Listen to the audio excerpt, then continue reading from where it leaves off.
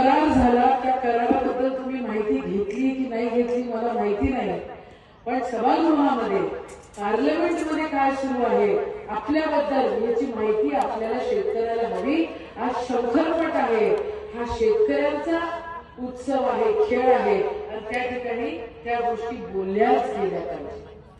आपल्याला एखादी शेतीची वस्तू जर आपल्याला एखादा आपला कांदा, आपला सोयाबीन, आपला संत्रा, अजून आपलं धान असेल, गहू असेल, आपल्याला जर अमेरिकेला पाठवायचं असेल तर 18% टॅरिफ, आणि अमेरिकेला जर आपल्याकडे पाठवायचं असेल तर त्याले शून्यामध्ये टॅरिफ मध्ये त्याले अमेरिकेच्या शेतकऱ्याला इथं आणाले भेटणार. तुम्ही जागृत व्हा, 8 कान डोळे सगळे जागृत ठेवा.